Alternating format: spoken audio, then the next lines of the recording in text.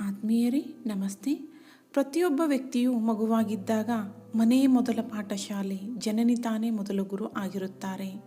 ಮಗುವಿಗೆ ಮೊದಲು ತಂದೆ ತಾಯಿಗಳು ಗುರುವಾಗಿ ಮನೆಯಲ್ಲಿಯೇ ಶಿಕ್ಷಣ ಪಡೆಯುತ್ತದೆ. ನಂತರ ದೊಡ್ಡದಾಗುತ್ತಾ ಮಗು ಹೋದಂತೆ ಶಾಲೆಗೆ ಹೋಗುತ್ತದೆ. ಅಲ್ಲಿ ಶಿಕ್ಷಕರಿಂದ ಪಾಠ ಕಲಿಯುತ್ತದೆ. ಕಾಲೇಜು ಸಹ ಮುಗಿಸುತ್ತದೆ. ಹೀಗೆ ಹಲವಾರು ಗುರುಗಳು ಆ ಹುಡುಗನ ಅಥವಾ ಹುಡುಗಿಯ ಜೀವನದಲ್ಲಿ ಬರುತ್ತಾರೆ. ಆದರೆ ನನಗೆ ಒಂದು ಪ್ರಶ್ನೆ ಉದ್ಭವಿಸುತ್ತದೆ.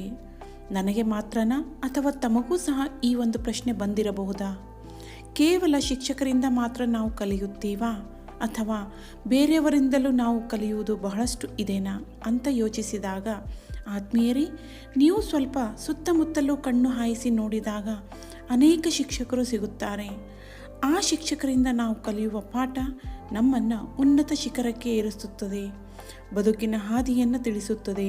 ಈ ರಹಸ್ಯಗಳು ಯಾವುವು ಅನ್ನುವುದನ್ನು ಒಂದೊಂದಾಗಿ ನೋಡೋಣ. ನೋಡಿ, ನಮ್ಮ ಸುತ್ತಮುತ್ತಲಿನ ಪ್ರಕೃತಿ ನಮಗೆ ಸಾಕಷ್ಟು ತಿಳುವಳಿಕೆ ನೀಡುತ್ತದೆ.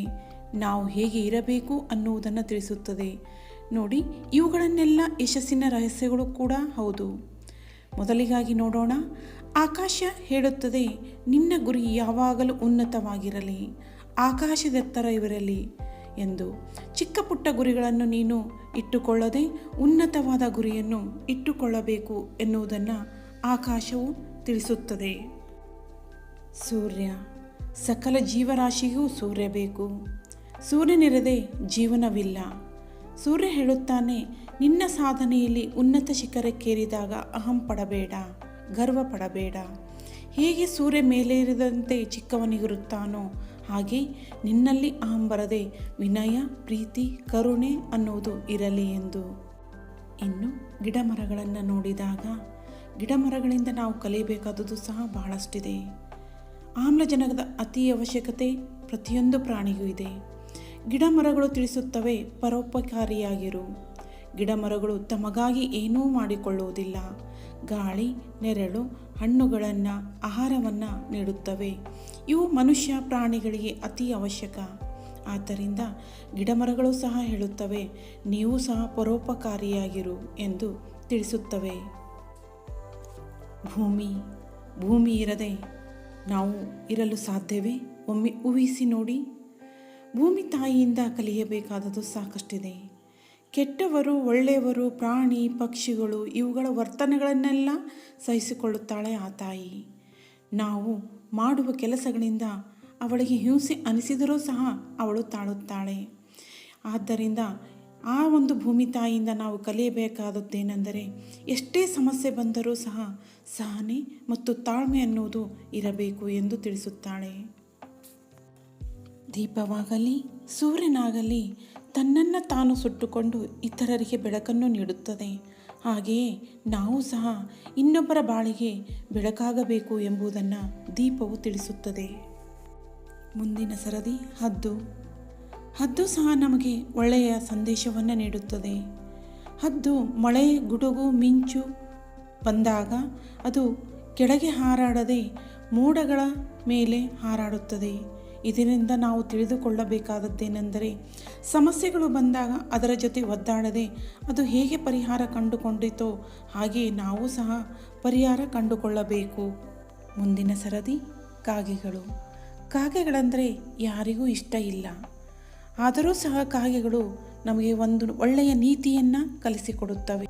ಕಾಗೆಗಳು ಒಗ್ಗಟ್ಟಿನ ಸಂಕೇತ, ಹರಿದು ಹಂಚಿಕೊಂಡು ತಿನ್ನುವ ವಿಶಾಲ ಭಾವನೆಯನ್ನು ತಿಳಿಸಿಕೊಡುತ್ತವೆ. ಕಾಗೆಗಳು ಏನಾದರೂ ತಿನ್ನುವ ಆಹಾರ ಕಂಡ ಕೂಡಲೇ ತನ್ನ ಬಳಗಕ್ಕೆ ಕರೆಯುತ್ತದೆ. ನಾವೆಲ್ಲರೂ ಒಂದೇ ಅನ್ನುವುದನ್ನು ಅದು ತಿಳಿಸಿಕೊಡುತ್ತದೆ. ನಾವೆಲ್ಲರೂ ಹಂಚಿಕೊಂಡು ತಿನ್ನಬೇಕು ಅನ್ನುವುದನ್ನು ತಿಳಿಸಿಕೊಡುತ್ತದೆ. ನಂತರದ ಸರದಿ ಹಂಸ ಪಕ್ಷಿ. ಹಾಲಿನಲ್ಲಿ ನೀರನ್ನು ಬೆರೆಸಿ ಹಾಕಿ ನಾವು ಹಂಸ ಪಕ್ಷಿಯ ಮುಂದೆ ಇಟ್ಟಾಗ ಅದು ಕೇವಲ ಹಾಲನ್ನು ಮಾತ್ರ ಕುಡಿದು ನೀರನ್ನು ಬಿಟ್ಟು ಬಿಡುತ್ತದೆ. ಹಾಗೆಯೇ ಪ್ರಪಂಚ ನಮಗೆ ಅನಿವಾರ್ಯ. ಪ್ರಪಂಚದಲ್ಲಿ ಇರುವ ಜನರು ವಿಭಿನ್ನರಾಗಿರುತ್ತಾರೆ.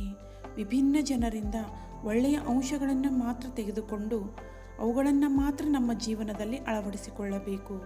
ಕೆಟ್ಟದ್ದನ್ನು ಬಿಟ್ಟು ಬಿಡಬೇಕು ಎಂಬ ಅಂಶವನ್ನು ಹಂಸ ಪಕ್ಷಿಯು ನಮಗೆ ತಿಳಿಸಿಕೊಡುತ್ತದೆ. ಇನ್ನು ನೀರು, ಇದು ಸಕಲ ಜೀವರಾಶಿಗೆ ಅತಿ ಅವಶ್ಯಕ. ನೀರನ್ನು ಯಾವುದೇ ಪಾತ್ರೆಯಲ್ಲಿ ಹಾಕಿ ಅದು ಅದರ ಆಕಾರ ಪಡೆಯುತ್ತದೆ. ಹಾಗೆಯೇ ನಾವು ಸಹ ಎಲ್ಲರೊಳಗೊಂದಾಗಬೇಕು ಅನ್ನುವುದನ್ನು ನೀರು ನಮಗೆ ಕಲಿಸಿಕೊಡುತ್ತದೆ. ಇನ್ನು ಅಚಲವಾಗಿ ನಿಂತಿರುವ ಬೆಟ್ಟ ಗುಡ್ಡಗಳು ನಮಗೆ ಸಮಸ್ಯೆಗಳು ಬಂದಾಗ ಅಂಜದೆ ಸ್ಥಿರವಾಗಿ ನಿಲ್ಲಿರಿ ಎಂಬುದನ್ನು ಅದು ಸೂಚಿಸುತ್ತದೆ. ನಂತರ ಮಲಗುವ ಹಾಸಿಗೆ ಹೇಳುತ್ತದೆ, ಹಾಸಿಗೆ ಇದ್ದಷ್ಟು ಕಾಲು ಚಾಚು, ಅಂದರೆ ನಿನ್ನ ತಾಕತ್ತು ಎಷ್ಟು ಇದೆಯೋ ಅಷ್ಟನ್ನು ಮಾತ್ರ ಖರ್ಚು ಮಾಡು. ಹೆಚ್ಚಿಗೆ ಖರ್ಚು ಮಾಡಿದರೆ ಸಾಲ ಮಾಡಿಕೊಳ್ಳಬೇಕಾಗುತ್ತದೆ. ಇದ್ದುದರಲ್ಲಿ ಖುಷಿಯಿಂದ ಇರು ಎಂದು. ಆತ್ಮೀಯರೇ, ಮುಂದಿನ ಒಂದು ಸರದಿ ನಮ್ಮ ರೂಮಿನಲ್ಲಿ ಇರುವಂತಹ ಒಂದು ವಸ್ತುಗಳಿಂದ ನಾವು ಏನನ್ನು ತಿಳಿದುಕೊಳ್ಳಬಹುದು ಅನ್ನೋದನ್ನು ನೋಡೋಣ. ಫ್ಯಾನ್ ಅಥವಾ AC ಹೇಳುತ್ತದೆ ನೀವು ಯಾವಾಗಲೂ ಕೂಲಾಗಿರಿ ಎಂದು. ಗಡಿಯಾರ ಹೇಳುತ್ತದೆ ಸಮಯ ಓಡುತ್ತಿದೆ, ಅದು ನಿಲ್ಲುವುದಿಲ್ಲ, ಸಮಯದ ಸದ್ಬಳಕೆ ಮಾಡಿಕೋ ಎಂದು. ಕನ್ನಡಿ ಹೇಳಿತು ಅನ್ಯರನ್ನು ನೋಡುವ ಬದಲು ನಿಮ್ಮನ್ನು ನೀವು ನೋಡಿಕೊಳ್ಳಿ, ನಿನ್ನಲ್ಲಿರುವ ಕೊರತೆಯನ್ನು ಬದಲಾಯಿಸಿಕೊಳ್ಳಿ ಎಂದು. ಕಿಟಕಿ ಹೇಳುತ್ತದೆ ಜಗತ್ತನ್ನು ನೋಡು ಎಂದು. ಕ್ಯಾಲೆಂಡರ್ ಹೇಳುತ್ತದೆ ಕಾಲಕ್ಕೆ ತಕ್ಕಂತೆ ಅಪ್ಡೇಟ್ ಆಗುತ್ತಿರು ಎಂದು. ಕಾಲಕ್ಕೆ ತಕ್ಕಂತೆ ಅಪ್ಡೇಟ್ ಆಗದೇ ಹೋದರೆ ನಮ್ಮನ್ನು ಯಾರೂ ಮಾತನಾಡಿಸುವುದಿಲ್ಲ, ನಮಗೆ ಬೆಲೆ ಇರುವುದಿಲ್ಲ. ನಂತರ ಬಾಗಿಲು ಹೇಳಿತು ಕೆಟ್ಟ ವ್ಯಕ್ತಿಗಳನ್ನು ಎಂದಿಗೂ ನಿನ್ನ ಜೀವನದಲ್ಲಿ ಸೇರಿಸಿಕೊಳ್ಳಬೇಡ, ಒಳ್ಳೆಯ ವ್ಯಕ್ತಿಗಳಿಗಾಗಿ ಬಾಗಿಲನ್ನು ಸದಾ ತೆಗೆದಿರು ಎಂದು. ಆತ್ಮೀಯರೇ, ಪ್ರಕೃತಿಯಿಂದ ನಾವು ಬಳಸುವ ವಸ್ತುಗಳಿಂದ ನಾನು ಇಷ್ಟು ಅಂಶಗಳನ್ನು ತಿಳಿದುಕೊಂಡಿದ್ದೇನೆ. ಇನ್ನೂ ಹೆಚ್ಚಿನ ಅಂಶಗಳು ತಮಗೆ ಗೊತ್ತಿದ್ದರೆ ಕಾಮೆಂಟ್ ಬಾಕ್ಸ್ನಲ್ಲಿ ಹಾಕಿ, ನಾನು ಸಹ ತಿಳಿದುಕೊಳ್ಳುವೆನು. ಖಂಡಿತ ಹಾಕುವಿರೆಂದು ತಿಳಿಯುತ್ತೇನೆ. ಮುಂದಿನ ವಿಡಿಯೋದಲ್ಲಿ ಹೊಸ ಅಂಶದೊಂದಿಗೆ, ಹೊಸ ತತ್ವದೊಂದಿಗೆ, ಹೊಸ ಕಥೆಯೊಂದಿಗೆ ಭೇಟಿಯಾಗೋಣ. ಅದಕ್ಕಾಗಿ ಸಬ್ಸ್ಕ್ರೈಬ್ ಆಗುವುದನ್ನು ಮರೆಯಬೇಡಿ. ಧನ್ಯವಾದಗಳು.